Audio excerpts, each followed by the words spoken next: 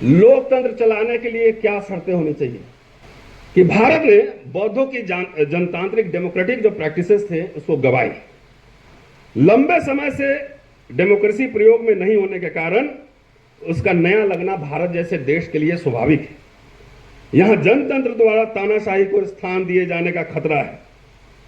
नए सिरे से आया डेमोक्रेसी अपना बाहरी रूप तो बनाए रखेगा कि हम लेकिन असल में वह तानाशाही को ही जन्म देगा। कॉन्स्टिट्यूशन बना हुआ, अंदर के पन्ने फाड़े जा रहे हैं। जातियां राष्ट्र विरोधी होती है, क्या जातियों को खत्म करने के लिए कोई प्रयास हुआ?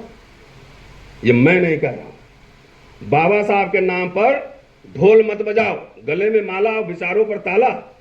बाबा साहब के नाम पे इंटरनेशनल सेंटर मत बनाओ, बड़ी मूर्ति मत बनाओ। ये पन्ने उठा कर देखो, वॉल्यूम 40 पेज नंबर 109 जाके पढ़िए कि मैं दिल्ली यूनिवर्सिटी के सबसे एलीट कॉलेज में पढ़ाता हूं, और आके विश्वविद्यालय में देखिए, एक नंबर कुंजी छाप, फर्जी परचून छाप आर्टिकल किताब लिख के प्रोफेसर बन रहे हैं और वाइस चांसलर बन रहे हैं। परचून छाप, अगर आप विजिलेंस इंक्वायरी करवा लीजिए, मैं गारंटी दावा दे रहा हूं, जिम्मेदारी से कह रहा हूं, सरस्वती और लक्ष्मी में बैर है। यही सिद्धांत ठीक था, हमने इस बैर को बुझाने की कोशिश की, हमारी एक गलती हो गई। खींचो न कमानों को न तलवार निकालो, खींचो न कमानों को न तलवार निकालो, और जब तोप मुकाबिल हो तो अखबार निकालो। पता नहीं मुझे सुनने के बाद में ताली बजाएं कि नहीं बजाएं। मेरा परिचय दिया गया कि मैं कमजोरों की आवाज हूं, उनकी आवाज बुलंद करता हूं, लेकिन आज मैं कमजोरों की बात नहीं करूंगा। आज मैं बात करूंगा वीकर सेक्शन की नहीं, स्ट्रॉन्गर सेक्शन की, और कोट एंड कोट इसे कहते हैं इंटेलेक्चुअल, जिस जमात में मैं भी आता हूं।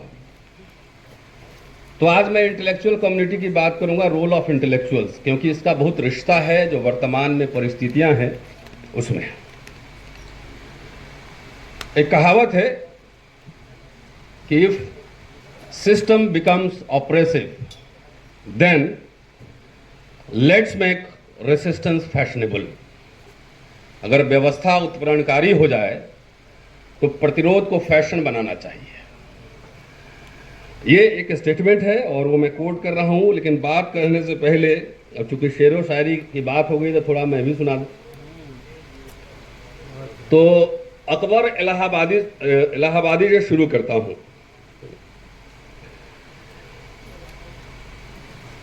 खींचो न कमानों को न तलवार निकालो, खींचो न कमानों को न तलवार निकालो, और जब तोप मुकाबिल हो तो अखबार निकालो। एक और सुना देता हूं, इसी में सब बात है नहीं तलवार अपने हाथ में तो क्या हुआ, है नहीं तलवार अपने हाथ में तो क्या हुआ, हम कलम से ही करेंगे सिरफिरों का सामना। अब दिनकर बहुत ही चर्चित कवि हैं, हमारे बिहार के ही, मैं बिहार का रहने वाला हूं, दिल्ली विश्वविद्यालय में पढ़ाता हूं। उनकी भी एक लाइन सुनाता हूं, उसके बाद संक्षेप में अपनी बात रख दूंगा। समर श्रेष्ठ है नहीं पाप का भागी केवल व्याग, समर श्रेष्ठ है नहीं पाप का भागी केवल व्याग, जो तटस्थ है समय लिखेगा उनके भी अपराध। इसमें थोड़ा ताली कम बजा रहे हैं, गड़बड़। मास्टर लोगों को ताली चाहिए होता है, पत्रकारों को। इसमें थोड़ा मैं चेंज कर देता हूं, जो तटस्थ है समय लिखेगा उसके भी अपराध। ये लाइन सही है, और एक लाइन और लिख देता हूं मौजूदा रिजीम को देखते हुए, जो आरएसएस भाजपा की रिजीम है, कि जो ढुलमुल है समय लिखेगा उनके भी अपराध। तारिक साहब, तुरंत इधर और तुरंत उधर, ओवरनाइट सेकुलर, ओवरनाइट कम्युनल। तो जो ढुलमुल है उसके भी अपराध इतिहास लिखेंगे। और ये गंभीरता से अपनी बात कह रहा हूं। मैं दो अंबेडकर साहब को भी पढ़ के आया था कि कॉन्स्टिट्यूएंट असेंबली में माइनॉरिटीज के बारे में उन्होंने क्या कहा था। आज कह रहे हैं कि तुष्टिकरण हो रहा है, तुष्टिकरण हो रहा है। तो क्या क्या यहाँ के माइनॉरिटीज को मिल गया, जरा ये भी तो बता देते लिस्ट। कोई जागीरदारी मिल गई, जमीन मिल गई, रिजर्वेशन मिल गया, क्या मिल गया कि डंडे मिल रहे हैं? पत्रकार, प्रोफेसर, इंटेलेक्चुअल जब नेताओं की चमचागिरी में लहालोट होने लगे तब आप समझ रहे हैं। वकील साहब, वकील लोग जब लड़ाई लड़े थे तो देश को आजाद करवा दिया था। आगे लिखते हैं, स्पष्ट है कि मेरे जैसा साहित्यकार भी इसी पंक्ति में आता है। दूसरी बात यह है कि हमारी इस कतार में जो आगे खड़े हैं उन्हें पद्म भूषण और पद्म श्री तमगों से सजा दिया गया है। तो जिनको पद्म भूषण, जिनको आजकल वाइस चांसलर बन रहे हैं, बड़े बड़े प्रोफेसर, डायरेक्टर बन रहे हैं, जरा उनका बैकग्राउंड, उनका सोशल एडिटिंग कीजिए, आपको पता लग जाएगा कि बाबा नागार्जुन आज कितने प्रासंगिक हैं। दिनकर साहब के बारे में मैंने पहले कहा, उनके भी एक कोट में सुना देता हूं। दिनकर साहब बिहार के थे, बड़े कवि, साहित्यकार, लीडर भी रहे, भूमियार कम्युनिटी से थे। और उन्होंने लिखा है बुद्धिजीवियों की भूमिका पे, इसलिए मैंने कहा कि आज सिर्फ इंटेलेक्चुअल से बोलूंगा, आज दलित, माइनॉरिटीज, बैकवर्ड, सोशल जस्टिस पे नहीं बोलूंगा। लिखते हैं कि असल स्थिति यह है कि जनता चाहती है कि मनीषी, इंटेलेक्चुअल ऐसा हो जो राजा और प्रजा दोनों को डांट सके। जब तक इंटेलेक्चुअल इस धर्म का पालन करता है तब तक जनता उसके साथ रहती है।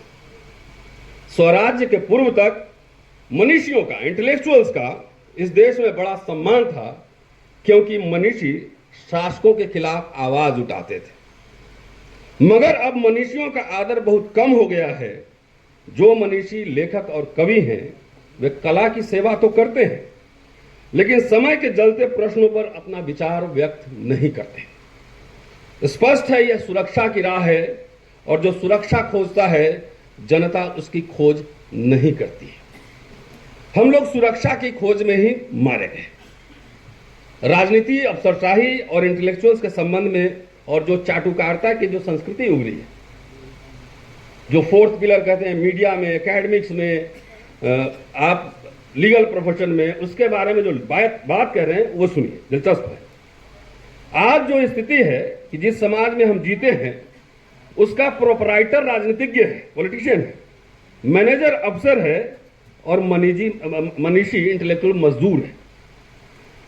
कुछ मनीषी अध्यापक और प्राध्यापक हैं, कुछ लेखक और कवि हैं, मगर वे हमेशा चौकन्ने और सतर्क रहते हैं कि कहीं मुंह से ऐसी बात न निकल जाए जिससे सरकार या विश्वविद्यालय के अधिकारी नाराज हो। जिस समाज के मनीषी असुरक्षा की भावना से इतने सशंकित, भयभीत हो, उस समाज का नेता राजनीतिज्ञ ही होगा। सरस्वती और लक्ष्मी में बैर है, यही सिद्धांत ठीक था। हमने इस बैर को बुझाने की कोशिश की, हमारी एक गलती हो गई। What is the role of intellectual? Even we have to criticize और समीक्षा, विश्लेषण करना है, चाहे सरकार हो, प्राइम मिनिस्टर हो, लीडर हो, कोई भी हो। और ये बात मैं क्यों कह रहा हूं कि मैं दिल्ली यूनिवर्सिटी के सबसे एलीट कॉलेज में पढ़ाता हूं, और आके विश्वविद्यालय में देखिए, एक नंबर कुंजी छाप, फर्जी, परचून छाप, आर्टिकल, किताब लिख के प्रोफेसर बन रहे हैं और वाइस चांसलर बन रहे हैं। परचून छाप, अगर आप विजिलेंस इंक्वायरी करवा लीजिए, मैं गारंटी, दावा दे रहा हूं, जिम्मेदारी से कह रहा हूं। तो जब intellectual professor, vice chancellor, principal परचून छाप, किताब, आर्टिकल, कुंजी लिख के बनेंगे, तो उस इंटेलेक्चुअल से आप क्या एक्सपेक्ट करते हैं? वो तो बेचारा अब तो किसी तरीके से नौकरी बचाने में, अपना सर्टिफिकेट छुपाने में, अपना लेख छुपाने में परेशान है। अरे हम लोग लिखते हैं तो जाके गूगल कीजिए, उसमें किताबें निकल जाएंगी। काशी प्रसाद जायसवाल में मेरी 6 किताबें मिल जाएंगी। इनके जाके बायोडाटा चेक कीजिए, कहीं गूगल पे कहीं नहीं मिलेगा। अगर उसके खिलाफ आप प्रोटेस्ट कीजिए, कोर्ट जाइए, और खास तौर से आप दलित और माइनॉरिटी कम्युनिटी के हों। और मैं ये बात इसलिए कह रहा हूं दावे के साथ कि मैं दलित समुदाय से बिलोंग करता हूं, और टाल ठोक के दिल्ली विश्वविद्यालय में बोलता हूं और देश के हर मंच पर बोलता हूं। आप चले जाइए, इनको सवाल उठाइए, खाली वाइस चांसलर को और प्रिंसिपल को और प्रोफेसर को। और किसी फोरम पे चले आए, जब पता लग जाएगा जौन दयाल साहब आ गए हैं, स्वागत कर दीजिए, ताली बजा ही दीजिए। ये पता लग जाएगा कि ये पिटिशनर, ये जो फरियादी है वो माइनॉरिटी है या दलित समुदाय का है, पूरी कायनात लग जाती है उस अपराधी को बचाने में। आपको न्याय नहीं मिलेगा, नहीं मिलेगा न्याय। और मैं अपने एक्सपीरियंस से कह सकता हूं, पॉइंट ऑफ रेफरेंस मैं अपने बारे में ज्यादा नहीं बोलूंगा, गड़बड़ हो जाएगा, लगेगा कि हम आप अपनी कथा सुना रहे हैं। लेकिन this is the reality and it is happening everywhere in the country. तो जाके आईआईएम के प्रोफेसर को उठा के देखिए कौन वाइस चांसलर बन रहा है। जब तक आपको सर्टिफिकेट संगम शरणम का नहीं मिलेगा तब तक आप बन नहीं सकते हैं। दिल्ली यूनिवर्सिटी में 28वां साल पढ़ाने का मेरा अनुभव, 11 किताबें लिख के मैं एसोसिएट प्रोफेसर हूं। अभी विकास जी आते तो पूछते थे क्या एफआईआर होने से किसी का विदेश जाना रुक सकता है? वकील साहब है, मित्तल साहब बताएंगे। सिर्फ एफआईआर होने से किसी का प्रमोशन, विदेश जाना, लेक्चर देना, ये तमाम कोई रुक सकता है? पूरी कायनात लगी हुई है कि इसको रोक दो। लेकिन क्या मेरी गिरफ्तारी से भी मेरी आवाज कमजोर हुई कि उसके बाद जब निकल कर आया और मजबूती से और दबंगई से इनके कुशासन के खिलाफ आवाज उठाते हैं, लिखते हैं और बोलते हैं। और यही इंटेलेक्चुअल का काम है। इतिहास जो है कायरों का, बुज़दिलों का नहीं लिखा जाता है। इतिहास बहादुरों का, योद्धाओं का लिखा जाता है। वैसे लिखा तो जाता है माफी वीरों का भी, यह भी लिखा जाता है। लेकिन जब हमारा इतिहास 50 साल बाद लिखा जाएगा तो ये जरूर लिखा जाएगा कहीं फुटनोट में इतना छोटा सा कि जब आग लगी हुई थी जंगल में तो अपने औकात के हिसाब से टक्कर ले रहे थे, मुकाबला कर रहे थे। हम कोई पॉलिटिकल आदमी नहीं है, इंडिविजुअल रिसर्चर, एक्टिविस्ट है। और पता नहीं तारिक साहब ऐसे लोगों को बचाने की जिम्मेदारी अपोजिशन पार्टी, पॉलिटिकल पार्टी की है कि नहीं। जर्नलिस्ट जो लड़ रहे हैं, जो गिरफ्तारी हो रही है, जो इंटेलेक्चुअल्स लड़ रहे हैं, जो वकील लड़ रहे हैं, उनकी जिम्मेदारी है कि नहीं, ये आप लोग तय करेंगे, मैं नहीं कर सकता। हम लोग अपना काम ईमानदारी से करते रहे हैं। अब चलते चलते मुझे लगता है कि टाइम हो गया है, बता दीजिएगा। अगर 2-3 मिनट होगा तो मैं बोल दूंगा। कॉन्स्टिट्यूएंट असेंबली में डॉक्टर अंबेडकर ने माइनॉरिटीज को जो सहूलियत दी जा रही थी उसके बारे में उनका स्टेटमेंट है। और नवंबर, परहैप्स इट वाज 4 नवंबर 1948, संविधान सुपुर्द करने से तकरीबन 1 साल पहले उन्होंने लिखा है और बहुत ही दिलचस्प है, आप गंभीरता से सुनिएगा। कई मंच में ये कोट में दे चुका हूं कि माइनॉरिटीज को जो प्रावधान दिया गया है छूट का, इसके लिए ड्राफ्टिंग कमेटी जिम्मेदार नहीं है। पूरा कॉन्स्टिट्यूएंट असेंबली का ये ओपिनियन था कि माइनॉरिटीज को ये राइट्स दिया जाए। इस देश में माइनॉरिटी और मेजॉरिटी दोनों ने गलत मार्ग अपनाया है। अल्पसंख्यकों के अस्तित्व को, उसके एग्जिस्टेंस को नकारना इन मेजॉरिटी की सबसे बड़ी गलती थी कि उसको एग्जिस्ट नकारना। मुझे आरएसएस को जानकार है, बोले कि मुसलमान को तो पाकिस्तान में रहना चाहिए। तो हम बोले दलित पिछड़ा जो डंडा लेके जो है खड़ा रहता है उधर, जब मुसलमान चला जाएगा तो आपके लिए डंडा कौन चलाएगा? वो डंडा आपकी तरफ ही आएगा, फिर वो आप ही की तरफ आने वाला है। आगे लिख रहे हैं, कहा उन्होंने कि अल्पसंख्यकों के अस्तित्व को नकारना गलती थी मेजॉरिटी की, और अल्पसंख्यकों द्वारा अपने अल्पसंख्यकवाद को सीने में चिपका के लगे रहना, यह भी गलती थी, यह भी गलती है। दोनों उद्देश्य साध्य हो, उसका सोल्यूशन हो, ऐसे उपाय ढूंढना जरूरी है। इस दिशा में आगे बढ़ने की शुरुआत के तौर पर अल्पसंख्यकों के अस्तित्व को मानना ही पड़ेगा। कोशिश यह होनी चाहिए कि किसी समय मेजॉरिटी और मेजॉरिटी दोनों एक समान।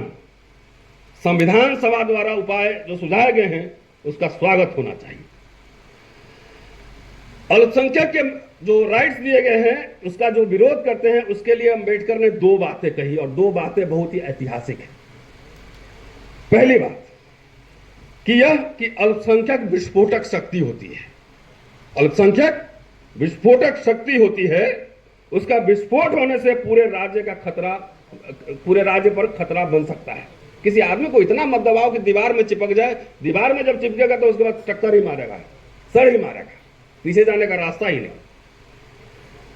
यूरोप का इतिहास इसी तरह की भरपूर और भयानक घटनाओं का गवाह है। दूसरी बात यह है कि भारत के माइनॉरिटी ने अपना अस्तित्व, अपना एग्जिस्टेंस बहुसंख्यकों को सौंपना स्वीकार किया है। भारत के मुसलमानों ने मुसलमानों को नेता नहीं माना। उनके सारे नेता जवाहरलाल नेहरू हो, अंबेडकर हो, कोई भी हो, इंदिरा गांधी हो, वो सब हिंदू नेता रहे, चाहे लालू प्रसाद यादव हो, मुलायम सिंह यादव हो। उन्होंने हिंदुओं को अपना नेता माना। और यहां पर आयरलैंड का एक एग्जाम्पल देते हैं जो बेहद दिलचस्प है कि आयरलैंड में जब प्रोटेस्टेंट अल्पसंख्यक अपनी मांग कर रहे थे तो उस डिबेट में रेमंड ने कार्सन से कहा कि प्रोटेस्टेंट अल्पसंख्यक के लिए आपको जो चाहिए, जो सहूलियत चाहिए वो मांग लीजिए, हम आपको देंगे, लेकिन आयरलैंड को एक रहने दीजिए। कार्सन ने जवाब दिया था कि आपके द्वारा जो सुविधाएं हमें दी जा रही है उसको चूल्हे में झोंकिए। हमें यह बिल्कुल मंजूर नहीं कि आप हम पर राज करें। लेकिन भारत के किसी भी माइनॉरिटी ने, किसी भी अल्पसंख्यक ने ऐसी धारणा नहीं अपनाई, किसी ने ऐसी भूमिका नहीं अपनाई। उन्होंने बहुसंख्यक हिंदुओं का राज स्वीकार किया, उसका नेतृत्व स्वीकार किया। इसलिए अल्पसंख्यकों के प्रति भेदभाव न करना आपका कर्तव्य है। इसका एहसास जो मेजॉरिटी हिंदू है उसको रखना होगा। अल्पसंख्यकवाद टिका रहे या खत्म हो, एकसार हो, यह बहुसंख्यकों के बर्ताव पर निर्भर करेगा। अल्पसंख्यक के विरोध में भेदभाव करने की आदत बहुसंख्यक मेजॉरिटी जिस क्षण छोड़ेंगे उस क्षण अल्पसंख्यकों के अस्तित्व का कोई कारण नहीं होगा, वे एकसार हो जाएंगे। ये मैं नहीं कह रहा हूं। बाबा साहब के नाम पर ढोल मत बजाओ, गले में माला और विचारों पर ताला। बाबा साहब के नाम पे इंटरनेशनल सेंटर मत बनाओ, बड़ी मूर्ति मत बनाओ। ये पन्ने उठा कर देखो, वॉल्यूम 40 पेज नंबर 109 जाके पढ़िए। तो बाबा साहब के नाम लेकर ह्यूमैनिटी के खिलाफ लोगों को भड़काओगे, ये नहीं चलेगा। भले ही हमारी संख्या प्रतिरोध करने वाले की संख्या कम हो, लेकिन यह प्रतिरोध जारी रहेगा। मुझे लगता है कि मैंने काफी कुछ कह लिया, लेकिन एक आध बात और कह दूं, अगर इजाजत हो तारिक साहब। लोकतंत्र चलाने के लिए क्या शर्तें होनी चाहिए?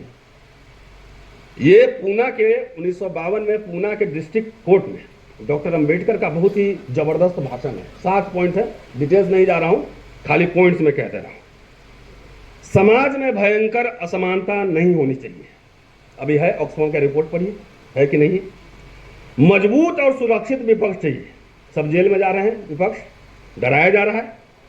कानून और प्रशासन में समानता। कानून में तो सब बराबर है, लेकिन प्रशासन की नजर में समान है कि नहीं। बुलडोजर किसी खास लोगों का घर ही देख रहा है और किसी का नहीं देख रहा।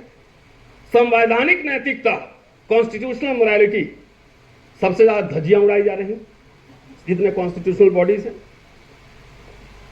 मेजॉरिटी द्वारा माइनॉरिटी पे अत्याचार नहीं, सबसे ज्यादा अत्याचार बढ़ा है। सामाजिक नैतिकता, सोशल मोरालिटी, और दूसरा मास कॉन्शियसनेस। 7 पॉइंट। इसके आधार पर जो शासन चल रहा है उसका आप एनालिसिस कर लीजिए। कॉन्स्टिट्यूएंट असेंबली में 25 नवंबर 1949 का लंबा भाषण है, 3 लाइन सुना के बात खत्म कर देता हूं कि भारत ने बौद्धों की जनतांत्रिक डेमोक्रेटिक जो प्रैक्टिसेस थे उसको गवाई। लंबे समय से डेमोक्रेसी प्रयोग में नहीं होने के कारण उसका नया लगना भारत जैसे देश के लिए स्वाभाविक है। यहां जनतंत्र द्वारा तानाशाही को स्थान दिए जाने का खतरा है। नए सिरे से आया डेमोक्रेसी अपना बाहरी रूप तो बनाए रखेगा कि हम डेमोक्रेट हैं, डेमोक्रेसी है, लेकिन असल में वह तानाशाही को ही जन्म देगा। कॉन्स्टिट्यूशन बना हुआ, अंदर के पन्ने फाड़े जा रहे। प्रचंड बहुमत हो तो दूसरी संभावना अर्थात तानाशाही के पैदा होने की ज्यादा जबरदस्त खतरा है। तो चलिए कम से कम 240 में अटका दिए तो अब जरा फुड़फुड़ नहीं हो रहा है। 400 आता तो यही होता जो डॉक्टर अंबेडकर संविधान सभा में कह गए थे, जातियां राष्ट्र विरोधी होती है। क्या जातियों को खत्म करने के लिए कोई प्रयास हुआ? ये वॉइस ऑफ अमेरिका को दिया गया एक शानदार इंटरव्यू है कि भारत में लोकशाही का भविष्य, उसको बार बार पढ़ा जाना चाहिए और उस पर नेशनल डिबेट होना चाहिए। आपने बहुत बहुत समय दिया, बहुत बहुत शुक्रिया, थैंक यू।